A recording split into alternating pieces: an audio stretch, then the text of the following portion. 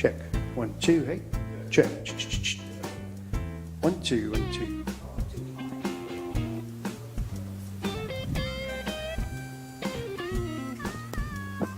Check.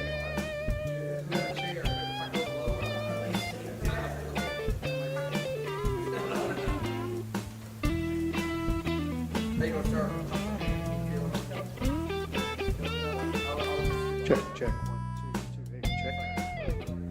Check. 1, 2, 1, 2, check.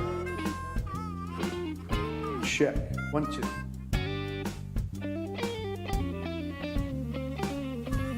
1, 2, check.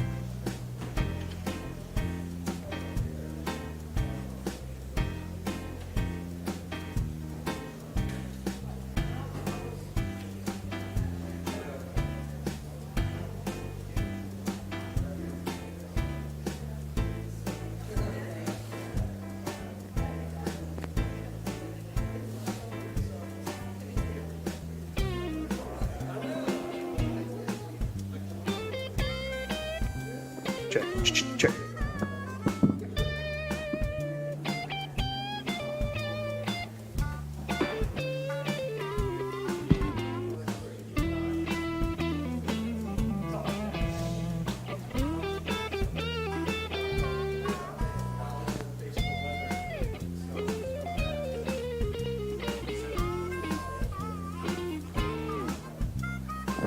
Check, check.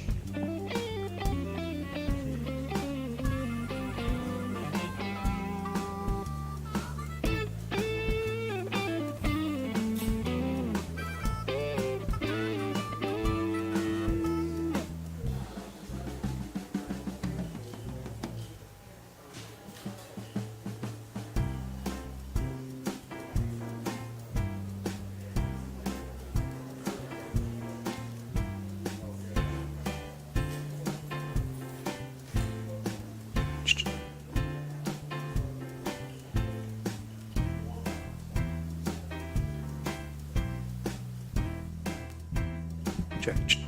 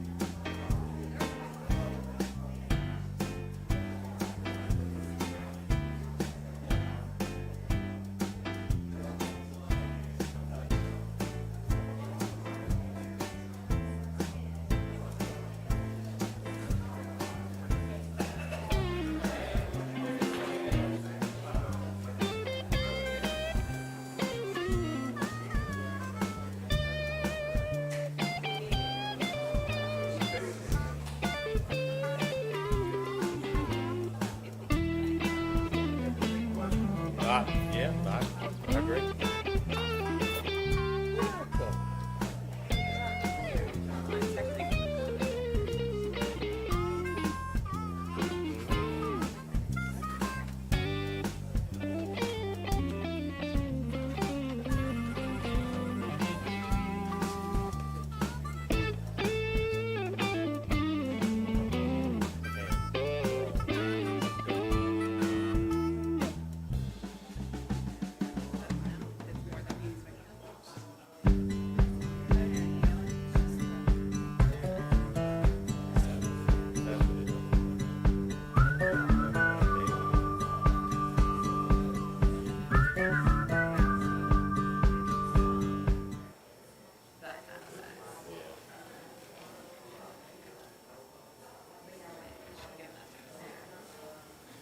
Yeah, set it in on the table.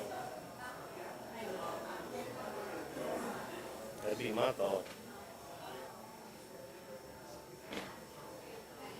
That'd be my thought.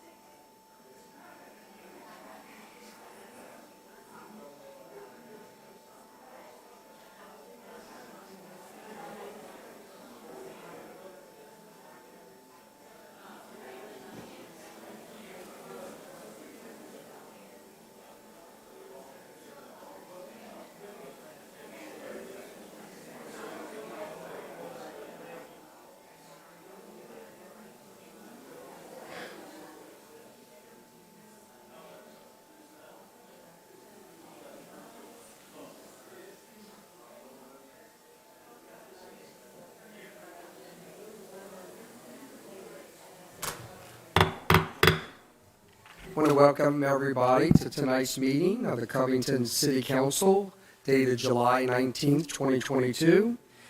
If you can put your phones on silent or vibrate, we appreciate that very much. Roll call, please. Councilman Lewis. Here. Councilman Botsford. Here. Councilman Roberts. Here. Councilwoman Ludwig. Here. Councilman Verrett. Here. Councilman Smith. Here. Councilman Rowling. Here. And if we can all stand for a moment of silence, please.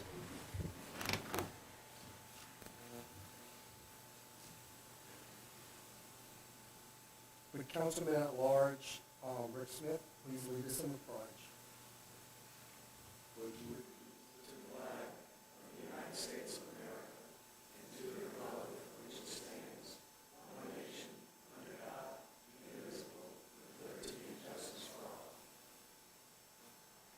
Thank you.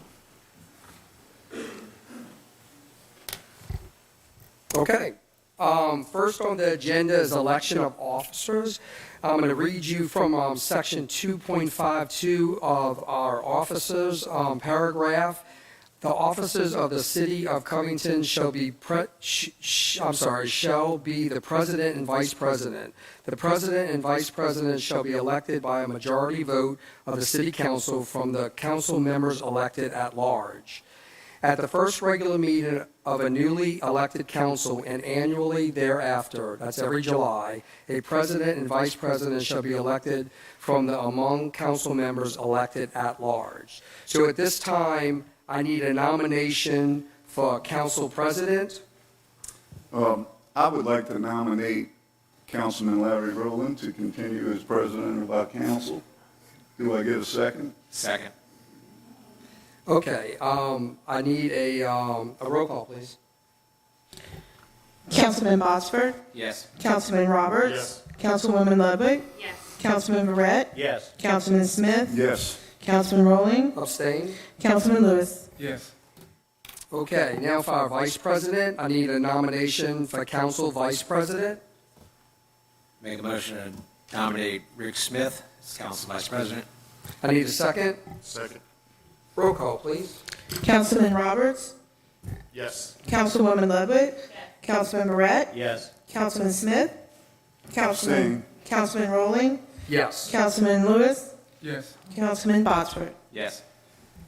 Okay, thank you, and I appreciate the confidence in the council members here, and I enjoy what I do, and I look forward to the next year. Thank you. Moving on, recognition of retirement. We have pretty much a celebrity in the audience. It's Brenda Willis. It's a celebration of retirement. So that being said, for 50-plus years, she's been with the St. Tammany Farmer. And what I would like to do is read our appreciation plaque to Brenda. It says, presented to Brenda Willis in appreciation for your 50 and a half years of service and dedication to the City of Covington and the Covington City Council. Best wishes in your retirement, July 19th, 2022. So Brenda, if you want to come up and say a few words, we do appreciate you and all you've done.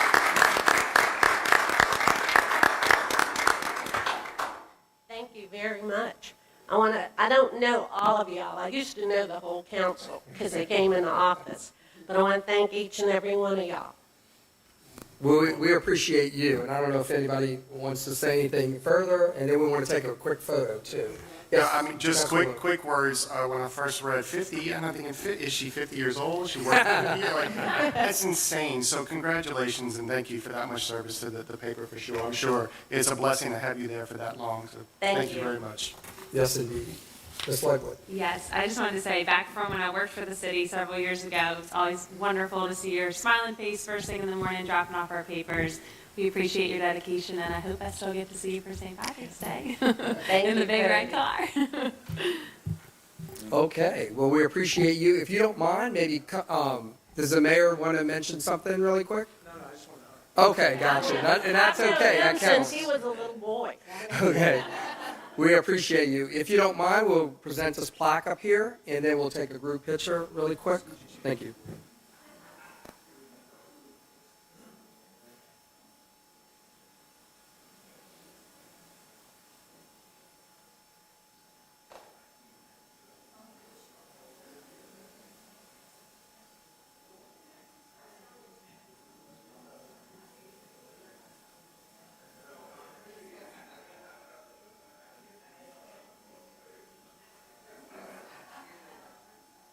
Right.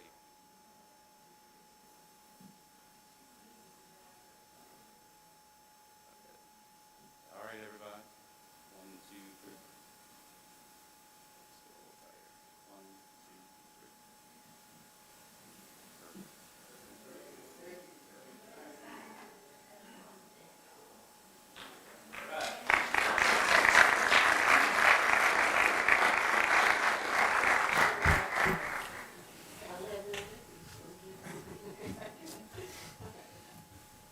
Thanks again. Enjoy your retirement, for sure. Okay, we're going to move right on to appearers. We have 2 appearers on the agenda tonight. If you would limit yourself for around 5 minutes, would be appreciated. If you go over a little bit, that's okay too, but just wanted to mention that.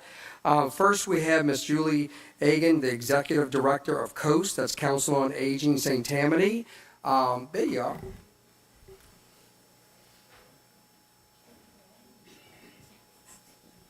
And if you would just state your name and also, again, COAST. Thank you. They do a lot of great things for our community. Hello, yes, my name is Julie Aiken, and I am the Executive Director for the St. Tammany Council on Aging. Thank you all so much for having me here, and congratulations to my dear friend Larry. That was a tough election you just had. That was but you do a wonderful job. Just here to say a few words, and look, I brought notes, because a lot of times I speak for 30 minutes.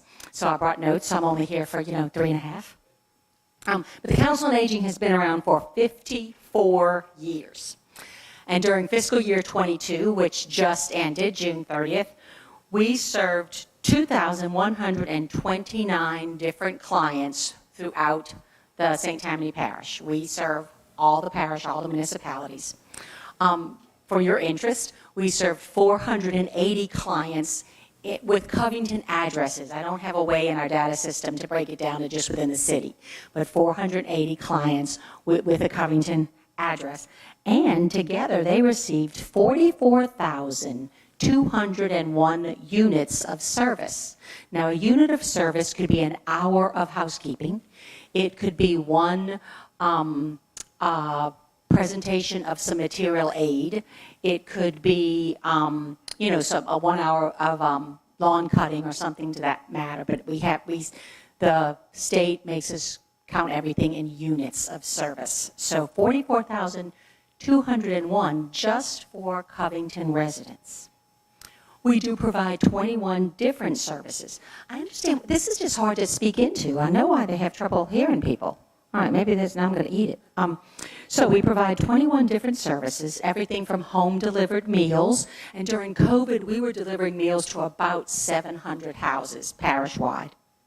Home-delivered meals, housekeeping, material aid, and material aid is things like ramps so that people with mobility issues can get in, up and down the steps or in and out of over the thresholds in their home. We also provide heaters in the winter, fans in the summer. In the last few years, we have really amped up our services to family caregivers. So these are spouses, siblings, adult children who are taking care of someone who needs regular assistance. We have put together an online stress management program that actually helps the caregiver to keep track of themselves and take care of themselves. And then we also, just this past year, put together a caregiver support course that teaches family members how to become great caregivers. Because much like when you have a child, you bring your baby home for the first time and you're not real sure what to do. Some of us had Dr. Spock. I don't really know what they have now. But it's kind of the same when you're starting to take care of a loved one who's aged and needs assistance. You need to learn how to do that. And so we have a web-based program that now does that, and all of the classes are 15 minutes long. So it's not like you have to sit there for a long time to learn how to become a great caregiver. Now, most folks know about our transportation service that we operate through the partnership with St. Tammany Parish. And of course, we also have 7 activity centers. Our Covington Center is just outside of the city on North 10th Street, just off of 190. That is our newest center, although it's now been open 4 years, but it is our newest center. All of our services are free and are available to any St. Tammany resident age 60 or older. Some services do have waiting lists. To inquire about services, it's just one phone call to our main office, and all of you all have that number there on the brochure that you are given. Please feel free to hand that out to any of your constituents, anyone who we might be able to help with whatever needs they have. So that's kind of the regular stuff. Let me tell you about one really exciting thing that's going to happen just outside the city limits. But we are, I believe, Mr. Rodriguez, going to be closing later this month on a piece of property that we are purchasing directly next to our main administration office, which is over on Ramus, right behind Rouse's at Claiborne Hill. And we intend to build a dementia center there. This is something that is so strongly needed here on the west side of the parish. It will not be a daycare center, but it will be a place where people with just getting a diagnosis of dementia will be able to come in, learn more about how that disease runs its course, take some classes, and then for people who might be having difficulty going out into public, it'll also be a place where loved ones can come and bring their family member for socialization with other people kind of working through the same challenges. So that's probably a couple years off, but we are just so excited that we've got getting the property, and we will be able to move forward with that right here in Covington. And, if anybody, I don't know if you had a chance to ever go to one of the facilities, they really maintain very nicely. I was very honored to serve on your board over the years, and they do a lot of great things for the community. So, and we all know people that can use those facilities. So keep the coast in mind and share the information, and again, they'll get some good benefits. We thank you. Anybody else? Yeah, I'd like to say, I was there for the first time for the leadership class, and I was really, really impressed. And there were so many things I learned that I didn't know that you provided. And, for the public, I would, especially if you have an elderly person, I would just call and make an appointment and come over and visit with you to see that. I mean, there's just so much. I mean, like this doesn't tell us anything. You do such a wonderful job, and you'd really be surprised. I mean, everything from house cleaning to rides, I mean, just doing taxes. It's great. Yes. I mean, y'all do a fantastic job, and thank you. And if we cannot assist the individual, we know where to send someone so that they can get the help that they need. Thank you. Yeah, my last comment, thank you for providing the service. It's really growing, okay? And and that dementia I know. service It's that you heartbreaking. maybe can provide in 2-3 years from now, I think there's a lot of us that can take advantage of that. We thank you for Thank the you. information. We do appreciate you. Thank you for being here tonight to share the updates with Coast.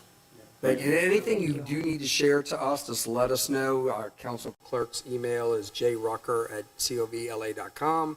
She'll get it out to us so we can share it to our constituents. Thank you Thank so you. much. Have a good evening. Bye-bye. Thanks. Thank you.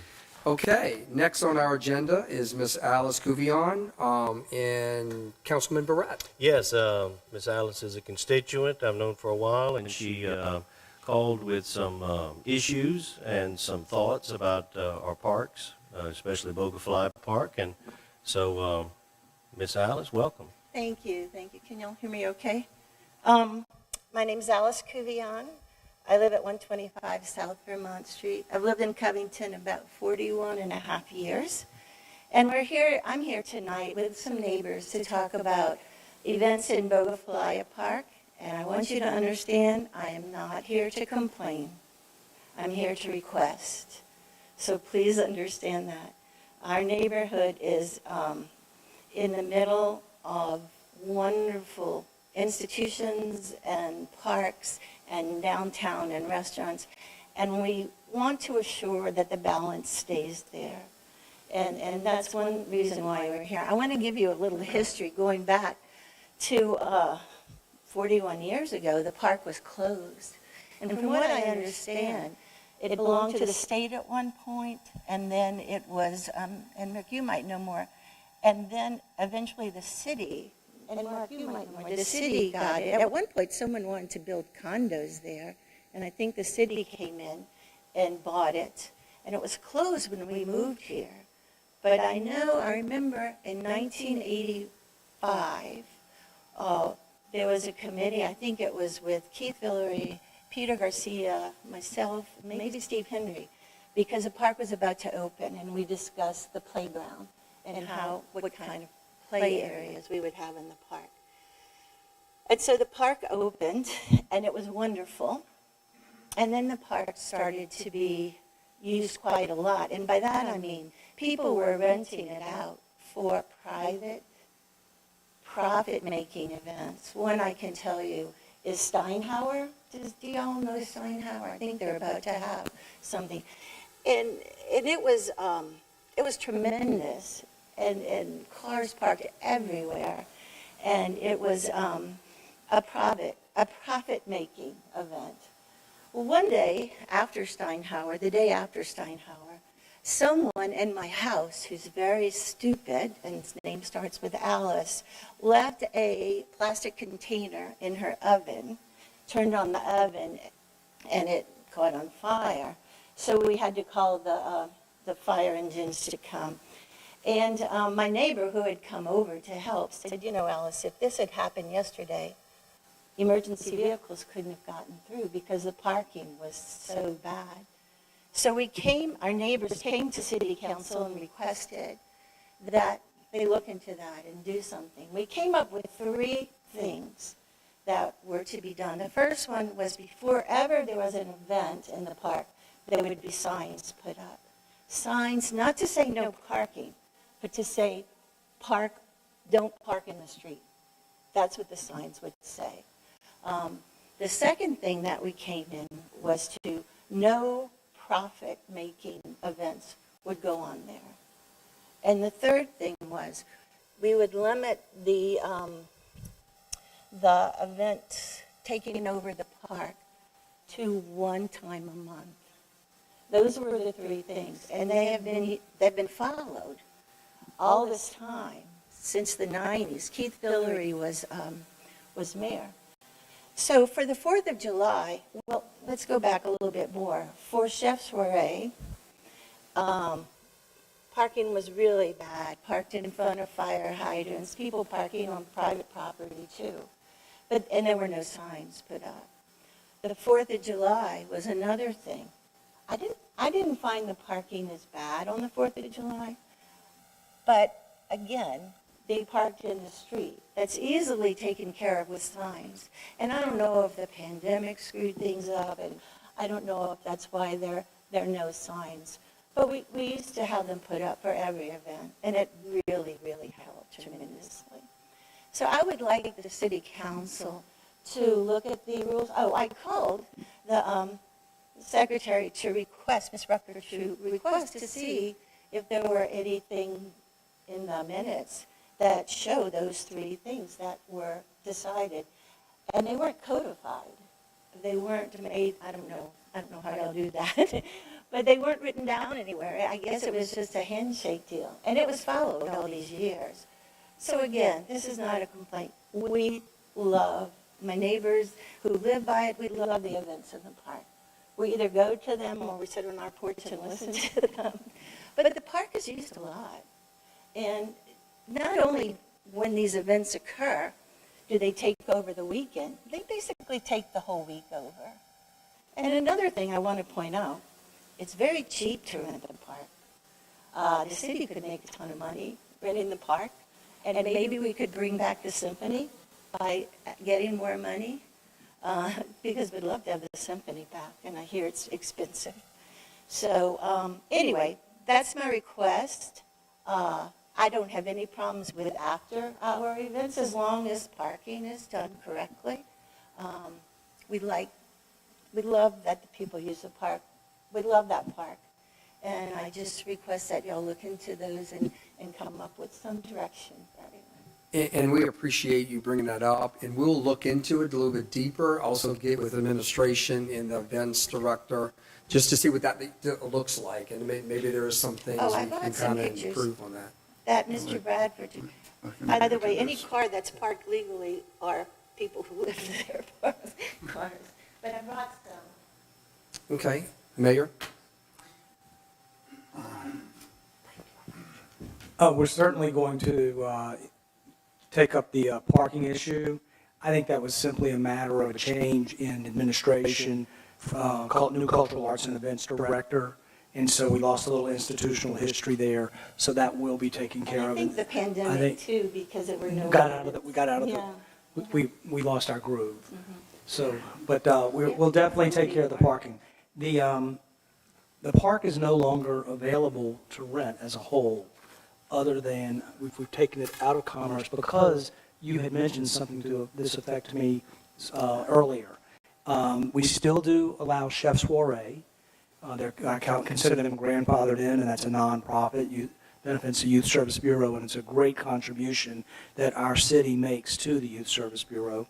We still allow Bluesberry Festival, which technically I guess is a profit-making event, but it's a very nice festival, and it's almost a signature event of the city of Covington. And we still allow Monster Mash, which is tied to the St. Tammany And the Parish Hospital. problem there is that Bluesberry and Monster Mash are in the same month. Yeah. So that takes up basically 2 weeks at the nicest month of the year to me. Yeah. But again, I'm not complaining about it. But we aren't. But if you go on the city website and try to book a facility for the whole park with the launch or without the launch, it is actually now lined out and put in a. It's not applicable. Do you know how much the park is rented for? Like if Monster Oh, Mash. you have to.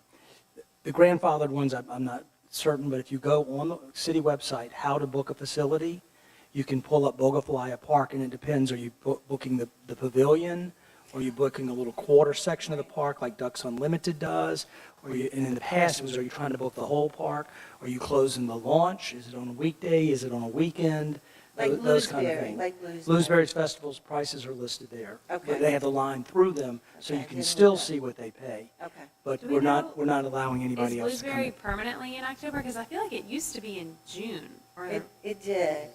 is it like a pandemic thing, or is it always in October? Do we know, Amy? It would be nice to have one in April. Oh, sorry, I saw you walk in. Do you know if that's like their new date? Just out of curiosity. Gotcha. It would be nice to separate them, one in November and one in October. It would be nice for people using the park. Thank you all very much. Okay, Councilman Alice, Smith. thank you for coming to share that with us. After Mr. Bradford sent me some pictures about the parking, I too was concerned about the safety issue, and I immediately spoke to, we have our assistant fire chief here, but I spoke to our fire chief about it and suggested that any other events, we need to have signage that maybe needs to just say parking on one side of the street so that a fire truck could get through. And Chief Blocker said he will definitely be addressing that for any future events. Thank So, you. And thank you, I think Council, those photos came from from Doug Bradford. one of your neighbors. I think it was Mr. Bradford. Mm-hmm. Pretty sure it was. All right. So that part's been addressed. To me, that was the biggest concern as far as who gets to rent the park. You know, the city makes money off of it, off the park when we rent it, and it kind of helps pay for and the upkeep of the park also. But I get your concern. We don't want to sit there and take 2 weeks out the month away from the citizens. So maybe we can try and stretch some of those things out possibly. I appreciate it. Oh, Also- I forgot to mention too, I think, Thank you. I too love the symphony event. That was like my favorite thing that we put on, but I think it's exorbitantly expensive, maybe like hundreds of thousands, it's very expensive. Amy, sorry. Yeah, so that's a lot of money for the city, but I do love that event. I wish we could figure it out. I just want to thank Amy Tucker and Jerome. That park is pristine. And when we have company coming in, the first thing we do is take them to the park to show it to them. It's a jewel in Covington, and we're very proud of it. So Amy, thank you for all you do. Appreciate it. Thank you very much. Thank you. Thank you, we appreciate it. Okay, moving on. Moving on to our consent calendar. Regular meeting minutes dated June 7th, 2022, and also our special meeting minutes of June 29th, 2022. Also, introduction of item number 2022-0701, an ordinance of the City of Covington amending the following provisions of the Covington Code of Ordinances, Chapter 71, peddlers, curbside solicitors for nonprofit donations, and door-to-door solicitors. Also, introduction of item number 2022-0702, an ordinance to amend the 2022 capital and operating budget. So I do need a motion to accept. Motion. Second, please. Second. Roll call. Councilwoman Ludwig, Yes. Councilman Barrett, Yes. Councilman Smith, Yes. Councilman Rowling, Yes. Councilman Lewis, Yes. Councilman Boxford, Yes. Councilman Roberts. Yes. Thank you. Moving on to our regular agenda. Items to be voted on.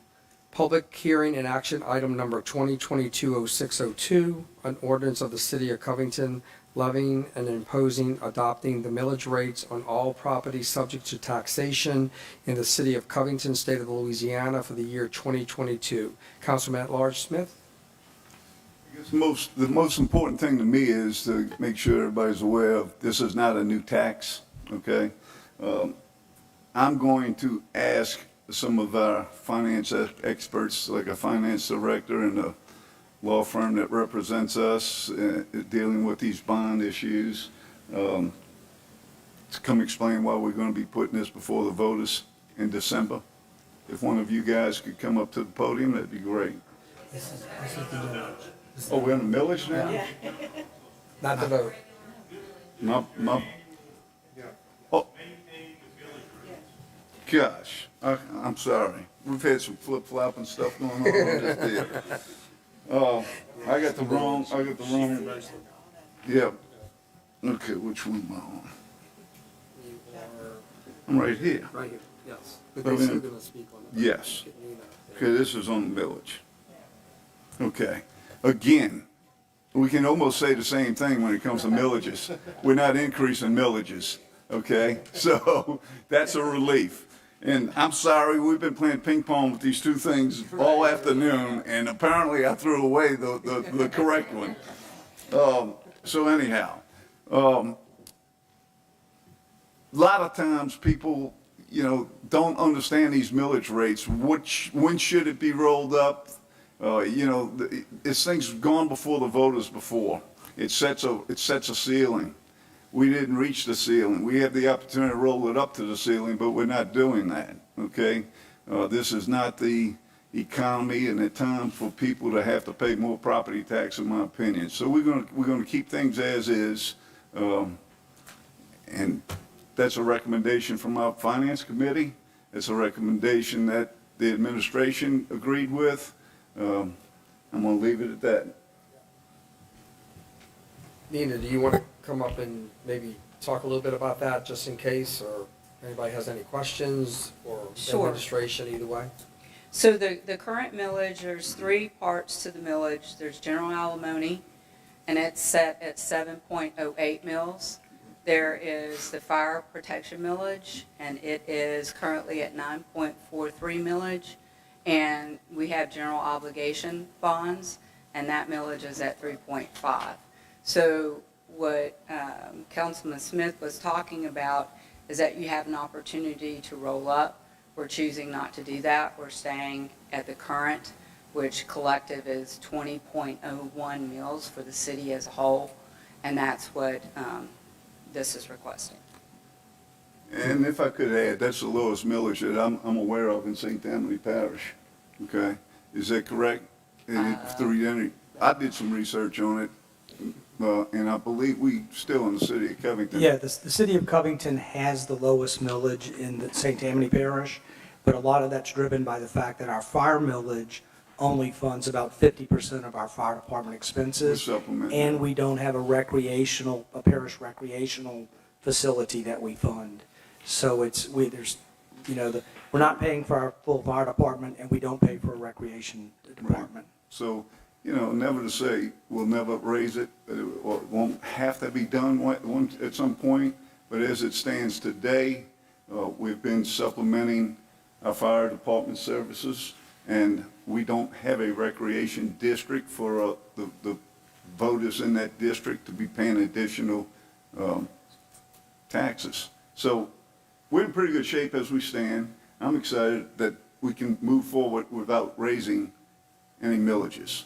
So, I guess- Okay, what we're going to do is open for public comment first, and then we'll have some, if any, additional comments from the council. So anyone from the public that would like to comment on behalf of this? Okay, seeing none, hearing none. If I can get council comments? Yeah, I just want a general clarification, I guess. You said the general bond, were you referring to the sewer and sewer disposal works at the bottom, number 3 on the form? No, sir. The general obligation millage is to pay off bonds that have been issued and passed. We have one bond that's still outstanding. It's the Series 2007, and that's what this millage pays for. That's It the has 3. nothing to do with the... Oh, I'm sorry, yeah. Okay, yeah. So that doesn't go to sewer, or it does? It is a general obligation bond for capital improvements. I don't know if it was specifically for sewer. Okay, all right, It was issued back in 2007. okay, thanks. Any other comments, council? Okay, I just need a motion to close the public hearing. So moved. Second. I need a motion to adopt. Motion to adopt? Roll call, please. Councilman Durrett, Yes. Councilman Smith, Yes. Councilman Rowling, Yes. Councilman Lewis, Yes. Councilman Botsford, Yes. Councilman Roberts, Yes. Councilwoman Ludwig. Yes. Okay, moving on. Public hearing and action item number 2022-0603, an ordinance of the City of Covington to amend the 2022 capital and operating budget. Councilman at Large Smith, again. Okay, this is mid-year, changes to our budget. Since we passed the budget, I don't have to tell you, costs of operations have increased. Gas prices, fuel prices have escalated. Biggest thing is property tax. I mean, not property tax, insurance for the properties that we own, okay? And I'm sure some of you all that own your homes or maybe dealing with homeowners insurance issues right now. The insurance industry is really passed the buck on to everybody because of the disasters they've been through, and it's affecting the city the same way. We've got a lot of city-owned property that needs to be insured. When we did our budget originally, we guesstimated what we thought the premiums would be at. We factored in a little increase, but the increases were a lot more than what we anticipated. Because of that, the administration's coming to the council and saying, hey, guys, we need to amend the budget if y'all will agree to it. And that's basically what this ordinance is for, okay? So, Larry, I'm pretty much finished with the initial comment.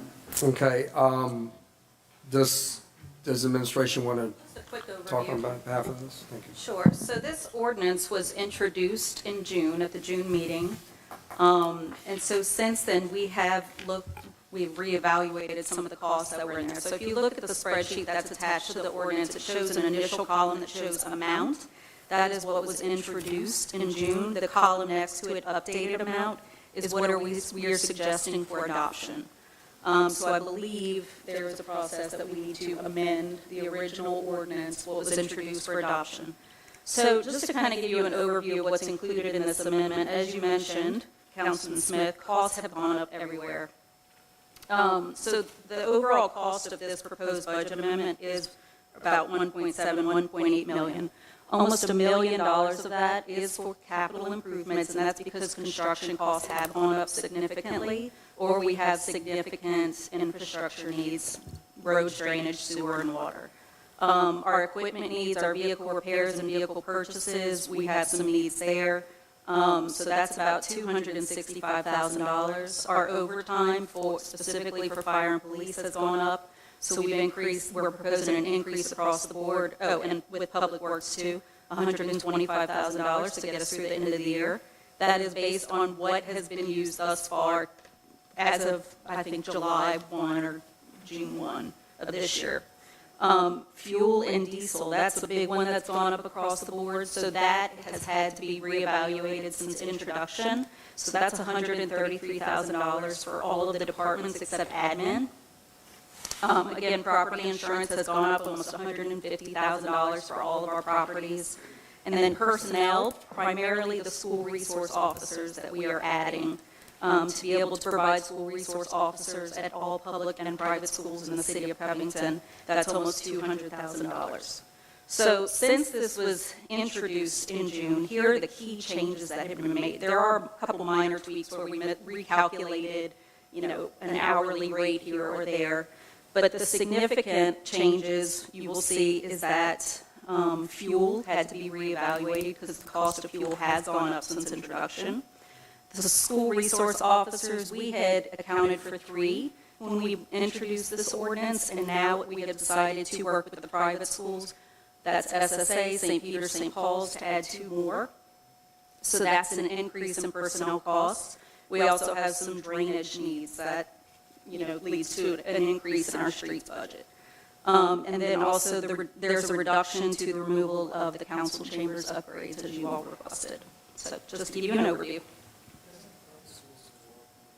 Yes. So the school resource officers, we are budgeting through the end of the year for this, and the idea if this passes and there is a resolution on the agenda that addresses this as well, once we have a resolution and agreement for you guys, we will have an agreement in place with the school board and with the private schools where they will reimburse us. But we want to make sure that we go ahead and have the funds in place so we can hire and maintain those officers and have them ready by the time school starts. So that's why we're budgeting fully for them through the end of the year, so there's no gap in service. Yes, yes.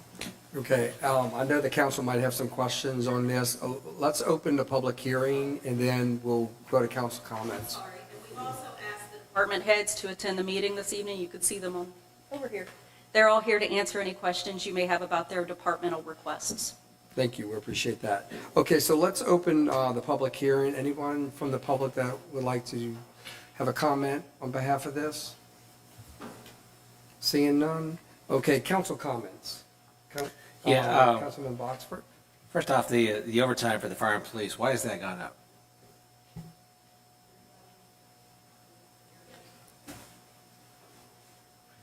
And just state your name and title, if you don't mind, please. Thank you, for the record. Stephen Michelle, Assistant Fire Chief with Covington Fire. We're requesting $60,000. It will help us get through the rest of the budget for sure. It's also a little buffer in there, just in case we do have a storm that we call in for, like a minor storm or something that we might not get reimbursed for, flooding or anything that we have to call extra personnel in. We've hired some additional staff as well, firefighters. Okay. Steve Delano, Deputy Chief of Covington Police Department. We are fully staffed, which we haven't been in the last 10 years. So that's one of the reasons why we're also doing a lot of proactive enforcement due to taking care of some crime areas and stuff like that. So all that kind of helps drain our overtime budget. But the main thing is being fully staffed, and now our officers are making more than they made in the years past. So we didn't quite budget enough this year for the overtime. One question for the police department. I noticed that I've seen on the city's Facebook post and everything that they're looking for, reserve officers. How's that working out? We've got a few reserve officers. It's really hard because back in 2021, the law was passed where a reserve officer is required to go through all the training that a full-time officer goes through. A full post academy, medical, psychological, and everything else. So it's hard for the common person who works a full-time job to go through a 6-month academy just to do something as a part-time job, I guess you say, or not even a job we do for free. So our reserves we may have maybe about 4 or 5, but it's really hard to recruit reserves these days. Okay, thank you. All right. And the other question I had is on the school resource officers. I'm done with you. As far as on the school resource officers, if I'm not mistaken, Christ Episcopal pays for their own, correct? I understand that is either they are working directly with an officer as a detail or something. We have not been contacted by them to participate in the program. We've been reached at, SSA St. Peter's contacted us about having one that they would share between their campus, and then St. Paul's did as well. Yeah, I'm just saying this. And the public schools. Yeah, I know, and the public schools. I'm just saying this, I mean, I don't know if they're aware of the program or something like that. We can reach out to them. We might want to reach out to them, because that way they're not going to feel left out. Sure. I would think, especially if we're going to private schools. Yes. We do work with work as a detail. Right. So they have not contracted with us to do a full-time officer yet, but we do work them every single day as a detail rate. Okay. Okay, Councilman Smith. Yeah, and to get some clarification on resource officers from the schools, the school board and the private schools, I'm assuming is going to reimburse us at 100%. Yes. Correct? Yes. So it would be 100% reimbursement. That pretty much clarifies everything I'm interested in. Should I mention at this time that we're going to amend this ordinance in accordance to the attachment where it's removing that 70,000? So when we come to a vote, although it shows the 70,000 here, there's an attachment that removes that 70,000 to upgrade for the chamber facility. We'll make Now that the correct time to What do you're going to that? need to do is, someone's going to have to make a motion to amend the ordinance as introduced and get a vote on that, and then vote on the ordinance as amended. Okay. Councilman Barrett? Yeah, I have some questions. You had mentioned the policy increases. When I look under the trailhead, it's a $10,000 increase. When I look at the Firehouse Event Center, it's a $12,000 increase. I'm wondering why the increase is higher at the Firehouse Event Center than it is at the Trailhead. And then I move on to the Greater Covington Center. It says a $50,000 increase. Did the insurance actually come back and say per facility? So Or is our- that something that the city allocated on its own? Yes, it's by facility. We work with our broker by facility. My understanding is that the insurance climate has changed drastically over the past couple of years, and there are fewer companies that are available for us to look at, and so we basically had to whittle it down to the 2 or 3 that were actually available, and we had to consider what they could offer, and it was competitive. And so John Gerald, who's our broker, he worked with them to get us the best rates. So what happens is we budget at the end of the year based on estimates of what we think the insurance is going to be, but we don't actually come up for renewal until May 1. And so what happens is this year in particular, it was like a last-minute offer that we got, and so, that's why this amendment is coming up. And it's been a surprise to us as well. And was there ever any indication as to why, for example, the Greater Covington Center went up $50,000 versus the Trailhead only went up $10,000? Is it due to any claims, or was it any question There are no asked? claims. My understanding is it's just that policies have gone up. It might just be cost of construction, or it's a competitive thing. I understand a lot of places are not able to get insurance right now. If you don't mind, I'll interject something. I believe the way it's handled is it's an appraised value of the building at the insurance, so the premium's going to fluctuate. And the reason correct me if I'm wrong, but the fire department has their own insurance through their fire association. Is that? So it's not being insured by the same No, group that's insuring the rest of our city facilities. correct. That's the way I understand it. Correct. Yeah. I'm just asking, because, those are big Oh, numbers. They are big numbers. And I just wanted If you to, would like a copy of the proposal, what we received, we can certainly send that to you if you'd like to look at it. I will definitely take it. I'll definitely take a look. I just think we should inquire as to why Oh, sure. on the facilities. Absolutely. I think there's some wide latitude, if you will, between 50,000 increase on one property. The Trailhead to me seems to be, I guess, low at 10,000 since we have so many events. One might be looking at it from a liability standpoint as opposed to a replacement cost standpoint. Exactly, and that's what I was driving at. Yeah, it's huge compared to the Trailhead, right? And that's why I was asking if it's claim driven or something to that effect. Yes, and I can also share with you that since Mayor Mark's been in office, we've been working with John Gerald to reevaluate the value of our buildings. I don't think that it had been done in some time, and especially with the cost of construction that's gone up. Now, we were thinking of that as we were preparing for the 2022 budget, and so maybe some of this can be attributed to that. But like I said, I'll be happy to get you the backup Yeah, that's good. information. And in my office handles the insurance policies, and I'll be happy to get her to put something Perfect. together for you. On the new school resource officers, I know, since I'm sponsoring it, I know it's on the agenda, but we don't have it for the private. So yet, I've correct? been in contact with the private schools. So the resolution that you sponsored for tonight is with the public schools. So my communication with the private schools did not happen until late last week, where we talked about the details of how that was going to work out. We agreed that we needed a little bit more time to kind of work out the details. So they are going to pay for details until the August meeting. And for the August meeting, I will have a resolution for your consideration for the private schools. And that's going from 3 to 5. That is correct. So I went ahead and put all 5 in the budget so that we're covered and we can get them what they need as soon as possible. And so a budget amendment wouldn't hold it up. And then my thought is by mid-August, all of the schools will then have agreements in place. All right. Increase to fire, 40,000 increase to vehicles for, quote, new rescue unit. Can someone explain to me our new rescue unit since I'm on the council?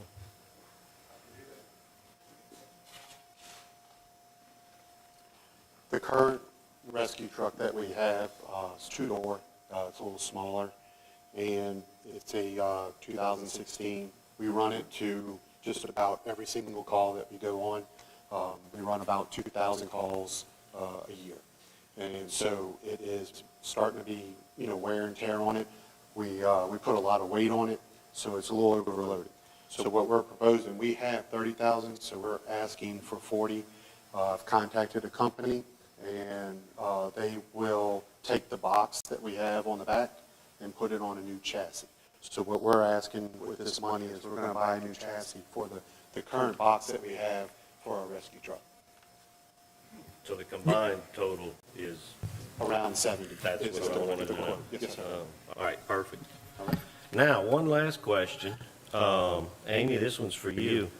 I know we have the coldest bathrooms in Bogafly Park.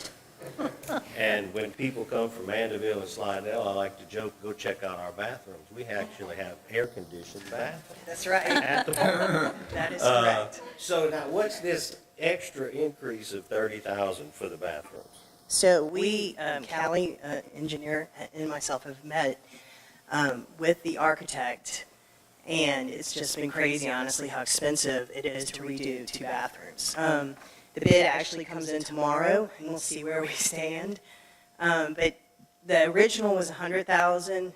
Off of the 100,000, 10,000 was architect fees, so left us with 90.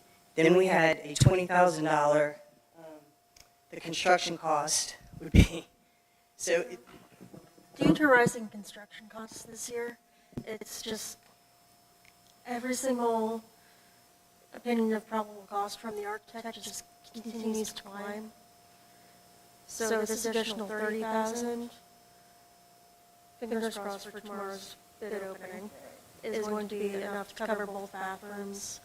That adds additional stalls to the women's bathroom, adds additional urinals to the men's, pushes back some of the walls, fixes plumbing issues, and actually insulates it, major plumbing issues. It actually insulates it so that way we don't have all the humidity and weather effects inside the bathrooms themselves, as well as some electrical upgrades and a facelift for both. What's been our total budget with the 30,000 increase for the bathrooms at the park? Our total budget for the 130. Well, 120 minus Yeah. the 10,000 of architect. Well, hopefully the bid comes in at 90,000, but They just told us that the electrical box now has to be replaced. We have a 100-year-old property, so we don't even really know once we get into it. We're just, we know we have terracotta pipes, we've had some plumbing issues that have been pretty extensive. So. Can you all speak into the microphone? Because I think sorry. some of the people back I there was may just not be saying- able to hear us. I'm sorry about that. I was just saying that we have some electrical issues we didn't anticipate, the whole box, because it has to be upgraded. It's not big enough to handle some more lighting, We're going to have, the women's bathroom will be pushed back, to those showers in the back. I think it's going to be something that can take us another 50 years. And that's what we're thinking. We're not trying to just put a Band-Aid on this. We know that the plumbing, the electrical, and the lighting, and, it all has to be replaced. So, we'll see, like I said, what the bid comes in tomorrow. It's hard to believe. You can't do 2 bathrooms for $130,000. But when you start breaking it down, to even just the toilets alone are $8,000, and you just keep breaking it down. So, I don't know. We know we need the extra 30. we're actually having a hard time getting any prices from contractors right now, especially plumbers. We actually had to extend the bid by a week in order for contractors to even get a response from plumbers. So it's a contractor's market right now, unfortunately. I'd like to strike that from the record.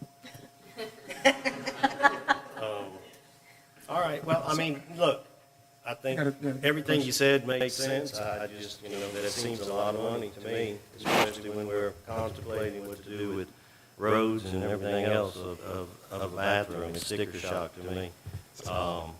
But hopefully you get some good news tomorrow. If I may, Mark, how long is your bid good for usually when you get it?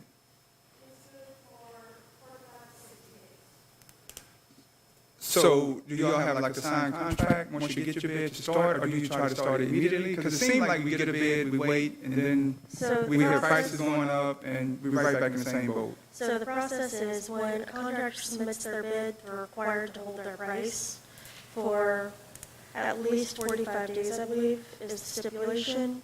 And typically within a week, we get them the notice of award and the breakdown of the bid tabs where they fell in comparison to the other contractors. Then from that starts the clock. They have 10 days to get us signed affidavits, they have 12 days to get a certificate of insurance. Usually takes them about 2 weeks to get the required payment and performance bond. They're required to get the signed contract back to us within 2 weeks of notice of award. There's time stipulations on that to get all the documents into us and get a signed contract. Okay.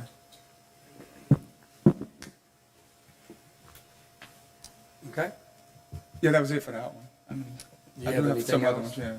Oh, you have some I other do. items? Okay. My other Yeah. question, for the Gardens of Pine, I see the 50,000 increase for the sidewalk repairs. I guess I just want some clarification on that, where it says broken sections only.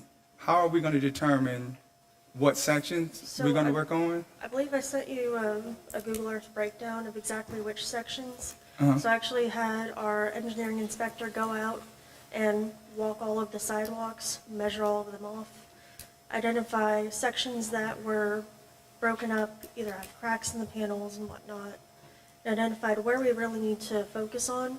Because when we measured all of the sidewalks within Garden of Pines, it was totaling up over $100,000 to replace all of the sidewalks. And that seems like a very large budget for replacing cemetery sidewalks when majority of them are in good condition. Do you mind resending that to me? I don't recall Yeah, seeing absolutely. it, if you don't mind. And I've already talked to Amy about the fence. My other question was, well, we talked about the bathrooms. We talked about the reimbursement for the officers. Sorry about that, you guys. And this one may be for Aaron. The salaries, I see a lot of salary changes, and it's listed as salaries, OT. Are any of these salaries increases, or are they just changes from part-time to full-time? Okay, so there's a couple of different things going on. If you look at admin, what we did is we took the remainder of the IT salaries from when we still had a department with staff. We are moving all of that down to contract services for the new IT contractor, which I'll touch on later on in the meeting.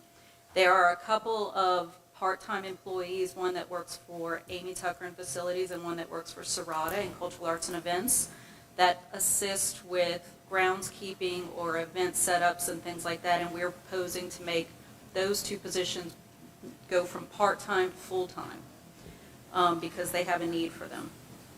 There is a new position that is proposed for streets, as well as a position that is being transferred from water, public works to streets. So it looks like there are two new positions in streets. One is actually a transfer, and one is the creation of a new position. And then, yes, there are some overtime, as Steve and Michelle mentioned.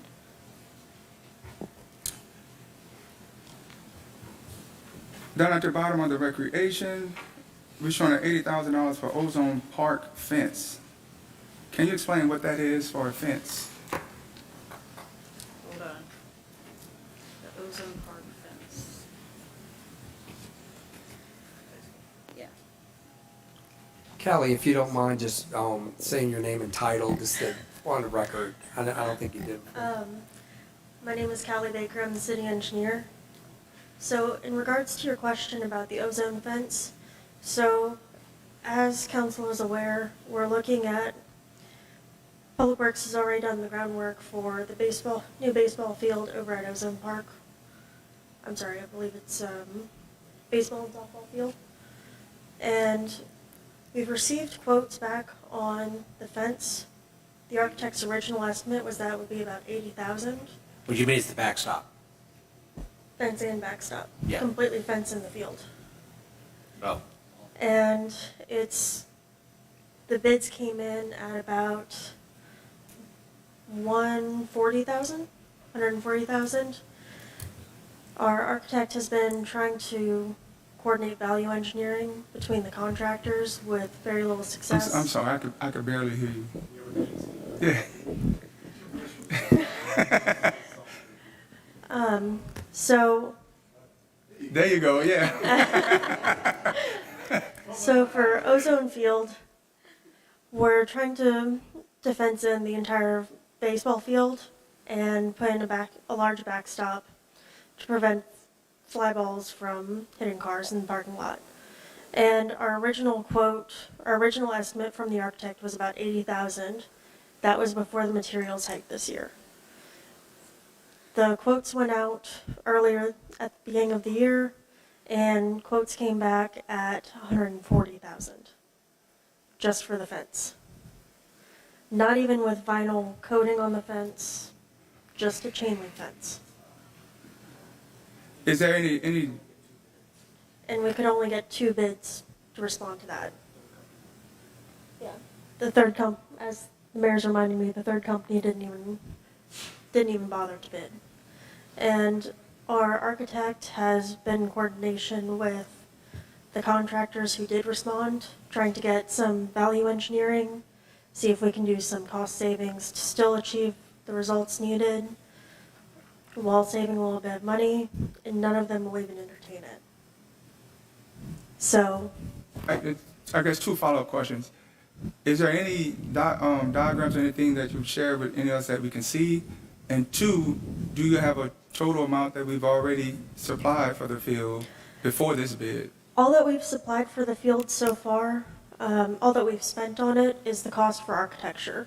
Uh-huh. All of the dirt work was done in-house by our Public Works Department. I suppose we could calculate up the cost of the soil actually brought in, and there was, let's see. Well, I guess let me clarify. I think we already set some aside in the budget prior, right? Yes, there was originally 80,000 for the entire field, Okay. and it was believed that the 80,000 would at least get us a fence. Right. So this increase is to bring that total up to 160,000 to pay for fencing and anything in addition we can get to that. If I may ask, how much have we paid an architect to draw up a ball field? Any idea? Because I know I could do it on a piece of paper. Probably won't be that specific, but I'm just curious. I mean, seriously, I know I'm gonna get in trouble with the whatever architectural firm, but how much have we It paid? was less than 20. It was like 15. Less than $20,000 to draw up a. A diamond? I would hope it's less than 20. It included a design for the dugouts. It included survey work to determine ground elevations, make sure it's still properly sheet flows into the drainage canal behind it, and some parking lot improvements and some future recommended improvements. It went much further than just the field itself. So we'll be 160 into it with a fence being 140? Is that what I'm hearing? Yes, sir. Yeah, I mean, I thought the bathrooms were bad. Let me just say, my frustration level is, look, this all needs to get done. I'm for getting things done. I'm the one that's kind of pounding the pavement on it. The roads, I mean, we've got to do some more infrastructure. I'm all for maintenance of facilities. I'm for upgrading the Covington council chambers, audio, video. The sticker shock is just unbelievable to me. And I think that, especially when we look at how much we're paying architects and consultants and everybody else, I'm flippant about saying I can draw a ball field. I realize you got to go get an architect to do it, but that seems way too high to me. And hopefully we can address that in future finances, because that's just high. I mean, we're not talking about, are we bringing a AAA team? That may be a little different, you know? But, I mean, we're talking about a ball field. I mean, what kind of fence is this? This is just a standard chain link fence. Now, the backstop is, I believe, 250 feet for the backstop, 250 square feet maybe, linear feet. Just to give you a comparison, we had a quote done for a wooden fence in my subdivision. It was about 80 feet, or maybe a little bit more than that, about 100 feet, but they were 10-foot boards. They came in at $30,000.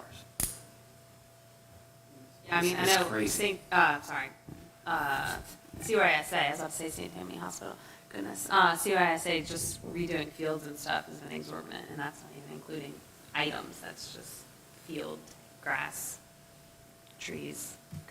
Yeah, I guess just to end, if you have any diagrams or anything, I'm sure I want to see it. I would love to see it. I don't know if anybody else would. My last question is, on the last page, additional 4, is that aerators for the pond? Oh, additional 4 aerators for the wastewater treatment plant pond. Is that the thing that shoot the waters out the pond? Yes. And what does that do exactly? That's to help keep it from getting stagnant Oh, okay. and stinking up the surrounding area. And what ponds are we putting them in? That is for the oxidation pond at the wastewater treatment plant. Okay. It's for the gotcha. sewer pond. Gotcha. All right, that's it. Thanks. Okay, as a lot of good questions from the council. Obviously, inflation is real, really real. And I think we all feel it in all different ways, there's no doubt about it. So with no more comments from the council, I need a motion to close the public hearing. Motion to close. I need a second. Second. And then now I need a motion to adopt. We need a Well, motion. to amend. Well, I just want to make sure we move it into the amended stage, so A motion motion to amend the Okay. ordinance Sure. with accordance to the attached, Second. which is removing the 70,000 Right.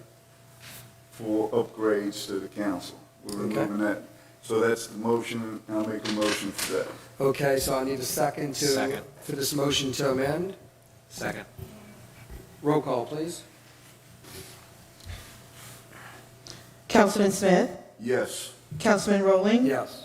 Councilman Lewis, Yes. Councilman Botsford, Yes. Councilman Roberts. Yes. Councilwoman Ludwig, Yes. Councilman Verret. Yes. Okay, now I need a motion to adopt the amended ordinance. We got a motion on the floor, I need a second. Roll Second. call, please. Councilman Rowling, Yes. Councilman Lewis, Yes. Councilman Botsford, Yes. Councilman Roberts. Yes. Councilwoman Ludwig, Yes. Councilman Verret, Yes. Councilman Smith. Yes. Yes. Thank you. Okay, moving on to new business. Okay, resolution number 2022-13, a resolution of the Covington City Council acknowledging receipt in compliance with the Louisiana Attestation Questionnaire from the Legislative Auditor's Office. Again, Councilman at Large Smith, Yes. you are something tonight. Tony, man, I got more papers around here. This is a request by the Louisiana Legislative Auditor for the city to answer their questionnaire. They submitted to us to review all their questions that they answered. It looks to be accurate to me. It has to be voted on by the council, and then they're going to resubmit it back to our auditor. If I'm not mistaken, it goes to our auditor next. So with that said, take it. Can someone either from the administration kind of elaborate a little bit more on this? Yeah, so this is associated with our annual audit, as Councilman Smith said. This is an annual process. I'm sure you can recall that this has been on previous agendas. It's just a process that we go through for our audit process. And so if you have specific questions about that, Nina is here to answer those. Anything from the council yet on this? Okay. So we're going to open it up to public hearing. Is there anyone from the public that'd like to comment on this? Seeing none, I just need a motion to accept at this point. Motion to accept. Second, please. Second. Roll call. Councilman Lewis. Councilman Botsford. Yes. Councilman Roberts. Yes. Councilwoman Ludwig. Yes. Councilman Barrett. Councilman Smith. Yes. Councilman Rowland. Yes.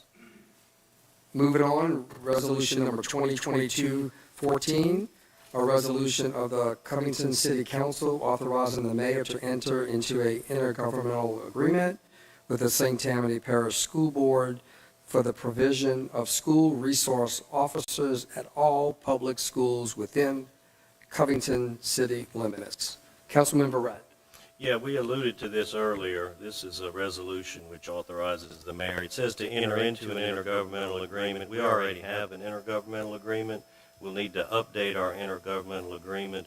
And what this basically does is propose the program be expanded to include all 5 public schools within Covington city limits. I will share with you, Superintendent of our St. Tammany Parish Public Schools says, and I quote, "The school system looks forward to this continued partnership as it will add to the safety and security of our schools." I don't know if the administration wants to add anything, but I think this is well needed, and I think we'll be coming down the pike with next month for the private schools. Let me just clarify, the reason it's phrased enter into an intergovernmental agreement, currently we have 2, one for Covington High and one for William Pitcher. We're going to put them all under one umbrella.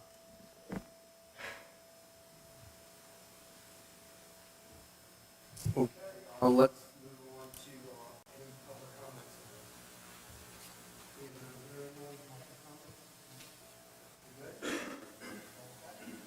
That being said, I need a motion to accept. Motion. Second. Second, please. Roll call, please. Councilman Botsford. Yes. Councilman Roberts. Yes. Councilwoman Ludwig. Yes. Councilman Barrett. Yes. Councilman Smith. Yes. Councilman Rowling. Yes. Councilman Lewis. Okay, moving on. Resolution number 2022-15, a resolution of the Covington City Council authorizing the mayor to execute a cooperative endeavor agreement with the state of Louisiana for state capital outlay funding for downtown historic district overlays, FP&C project number 50-M 57-21-01. Councilman at-large Smith. Yes, this is an opportunity for us to receive $80,000 to improve by overlaying streets in the historic district. And in order to receive those funds, we need to have a cooperative endeavor agreement with them. And I suggest we give the mayor the opportunity to do so. Thank you. Thank you. Anything further from administration on this? Okay. Yeah, Yes, I'd Mayor. like to add something. Just between us, doesn't leave this room, okay?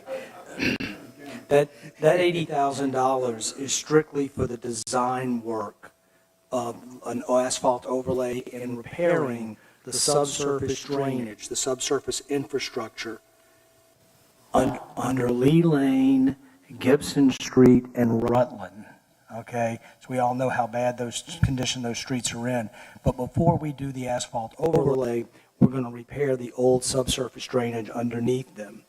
This will also put us in line for an additional grant from the state of $1 million and a second grant from the state of $2 million.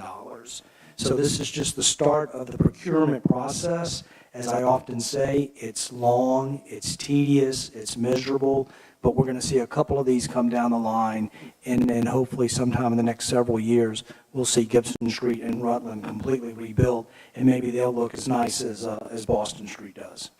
We appreciate the details on that. Before we go to council comments, anybody from the public who would like to comment? Seeing none, hearing none. I'm sorry.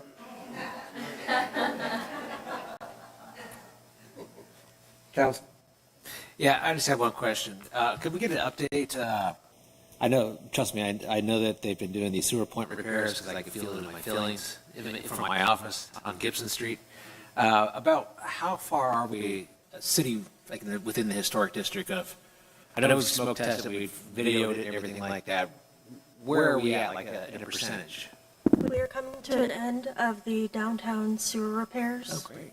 And we actually applied for the state capital outlay funds for these overlays, knowing that we were coming to an end of the downtown sewer.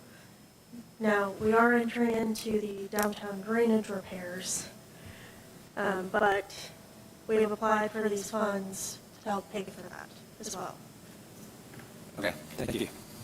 Thank you. The only thing I would like to add for the public, and I think most of us know, that there's a lot of repairs going on right now in the streets. I think we've all noticed, and I'm sure at Public Works, the plan is to overlay that when we get a lot of sections done in the near future, right? Do we have any type of timeline on that right now in any sections, or not at this point?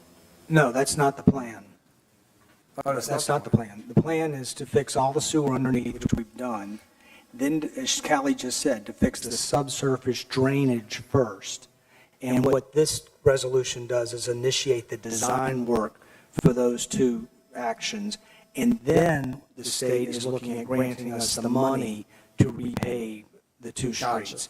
Now, it's in the contracts of the people who did the sewer point repair. What you're seeing now, the sewer point repairs have been done. They're coming back and doing the final patch. Initially, it was a temporary patch. Now they're coming back in, and that's why they're cutting it out, and they're being so careful in doing the patches.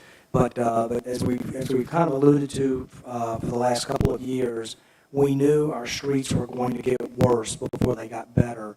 But the last thing we wanted to do is just put a coat of asphalt on it, and then have to go digging more holes into them. Thank you for the clarification. I appreciate it. Anything else from the council? Okay, I just need a motion to accept. Motion to accept. I need a second. Second. Roll call, please. Councilman Roberts, Yes. Councilwoman Ludwig, Yes. Councilman Verret, Yes. Councilman Smith, Yes. Councilman Rowling, Yes. Councilman Lewis, Councilman Botsford. Yes. All righty, thank you. Okay, items for discussion. We have Ms. Erin Bova. I know I said that wrong, my apologies. I just skipped over. I just skipped over something. I am so sorry. Okay, let's move on to resolution number 2022-16, a resolution ordering and calling a special election to be held in the city of Covington, state of Louisiana, to authorize the renewal of an ad valorem tax therein and to authorize the incurring of debt, insurance of bonds therein, making application to the State Bond Commission and providing the other matters connected therewithin. Councilman At-Large Smith again. Okay, this is a resolution from the city council. Basically, we're making an election call to renew an ad valorem tax that helps pay for really two things. Well, let me rephrase that. Doesn't help pay for, it pays for a lot of things. But the first thing is Proposition 1 that would be on the voters' ballot. And this election would be in December 10th of 2022. The first proposition is to renew a millage that helps the city pay for fire services, the protection that the fire department, the city fire department provides. That millage needs to be renewed in order for us to continue to provide that service without further dipping into and depleting our general fund. The second proposition, part of this, would be asking for the voters to allow us to renew a bond. And that bond basically gives the city an opportunity to do things like street and road improvements, public buildings, recreation facilities, drainage, the issues that we have. Basically can be used for numerous things that the city would prioritize as something that would be good for the public's safety, health, and welfare. So what we're asking with this resolution, it's a declaration that we're going to ask for an election to be made December 10th, 2022. It's not an increase to the voters. It's not going to cost them more money. It's just basically renewing what's about to expire that helps us pay for those services. We've got some experts in the audience that may want to elaborate and explain that and correct any mistakes that I may have just made. Nina? You hit all the important parts. So, yes, so this is a resolution calling for an election to be held December the 10th, 2022. It considers two propositions: the fire millage renewal, which is an existing ad valorem tax that would be continued for 10 years at 9.43 mils. So it's an existing tax, no increase. The second proposition is for a bond millage, and the city currently levies 3.5 mils on outstanding our outstanding general obligation bonds. And this proposition provides for additional bonds to fund capital improvements projects with no projected increase in millage. It stays at 3.5. So I just repeated what you said. And we do have some experts here from our bond council that can speak more. Thank you. Hardy Andrews with Foley and Udell. There's not much else to say. You guys hit it on the nail on the head. The election is December 10th of this year. You guys worked with Ms. Rucker, and you will canvass, which is basically where we go through what happened on Election Day on January 10th of 2023, and the resolution here provides for that, as well as the propositions and employment of professionals, and also authorizes us to move forward with the SBC, which is part of State Bond Commission, which is part of the process to get an election on the ballot. So if you guys have any questions, anything, I'd be happy to answer at this time. Okay, and anyone, actually, before we go into council, anyone from the public has any comments on this? Okay, council? Comments? Okay, we good. So that being said, I just need a motion to accept. Motion. Second? Second. Roll call, please. Councilwoman Ludwig? Yes. Councilman Verret? Yes. Councilman Smith? Yes. Councilman Rowling? Yes. Councilman Lewis? Councilman Botsford? Yes. Councilman Roberts? Okay, moving on to now items of discussion. Ms. Pavona, with our Chief Administrative Officer, is going to talk about our IT situation with the City of Covington. So if you'll recall, back in March of 2021, we were hacked, and we learned a lot about our IT department. So as we approached our one-year anniversary of being hacked, I basically thought it was a good time to reevaluate what our needs were and how we were functioning. So I started doing some research to find out more about how we were accomplishing things. What I learned is that we were having to rely on a lot of outside sources for expertise, and that we were having to pay for some of those. And so I reached out to the City of Slidell and the City of Mandeville, and I asked how they handle their IT department, and they both told me that they contract out their IT department and that they were very happy. So I continued to research the matter for about a month, and then I kind of came to the conclusion that there was an opportunity to look into this further for 4 reasons why we should look into this further. What I was told and what I learned was that having a contractor for your IT department guaranteed 24/7 customer service for all departments, which for us is very critical for a municipality that has a fire department and a police department. It gave us access, it would give us access to a larger talent pool for a wider spectrum of IT needs, meaning we had more expertise within a company under our contract, so we wouldn't have to go out and seek outside advice or bring in an outside consultant to help us fix issues. It includes enforceable contract provisions, contract reliability and reputation, all which contribute to better quality assurance and customer service. And then anticipated cost savings. I looked at our budget. I compared our budget to those of the City of Slidell and Mandeville, what were they paying, and it definitely was clear that there was going to be some cost savings associated. So I discussed this recommendation or this proposal with the mayor. He thought it was worth looking into, and he agreed that these were all good reasons to do that, At that time, he proposed, or he suggested that I meet with the Finance Subcommittee, which I did. You may remember the meeting. And we went through these reasons for considering this change. I also talked to the Public Safety Subcommittee by phone, and kind of talked through that. And so we came to the conclusion that it really would be best for a municipality our size, this was the way to go. So on April 12th, we dissolved our IT department, and we brought in an interim firm in telecom. And telecom has been working with the city of Slidell for some time, and I received very, very good recommendations from both the CAO and the deputy CAO of Slidell. So at least I knew we were working with a firm who understood our programs, understood municipal needs, that sort of thing. So they have come in an interim capacity. In the meantime, we released a request for proposals for full IT services. And so that includes everything that falls under the umbrella of IT.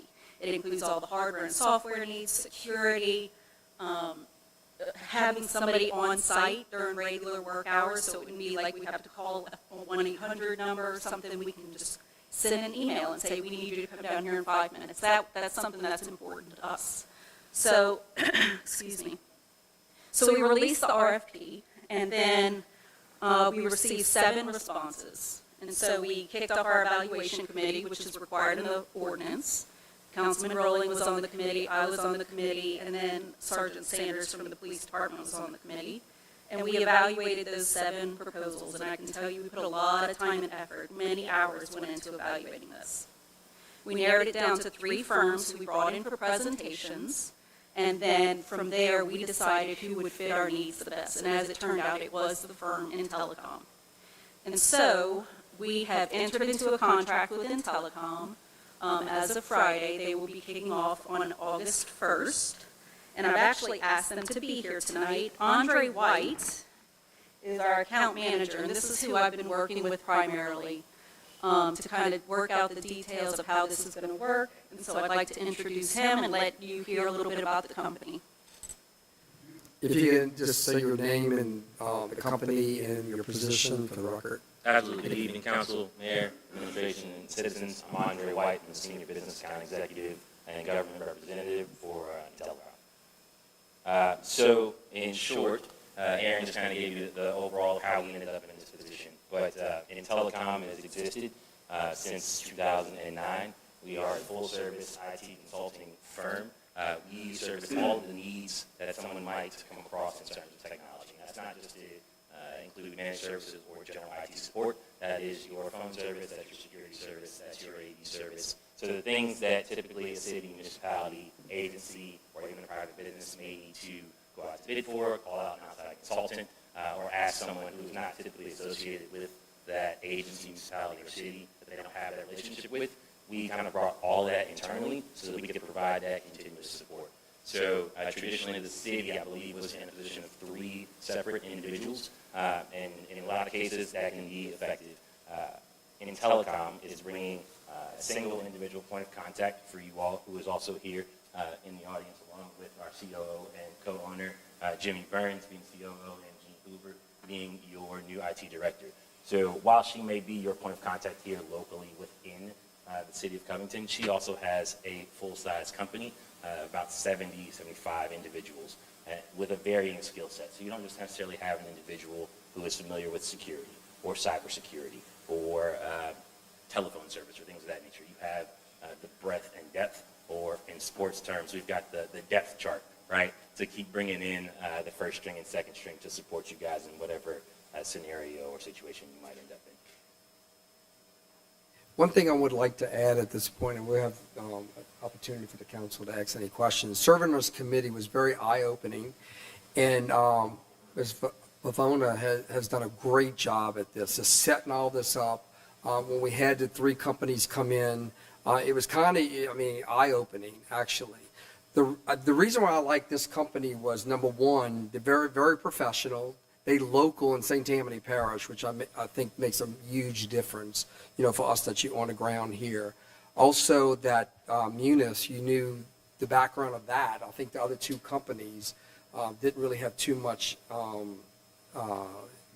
experience with that. So that being said, everything hit, and we appreciate you, and I think this will be a great experience for the city of Covington. So I'm anxious to see this unfold. Anything from the council? Any questions? I guess my only question is just on a business standpoint. Do y'all have any issues with employee shortages or anything that's happening nationwide right now? Well, for that in particular question, I'd like to invite our CEO, Conan, to answer that. Very good, very good.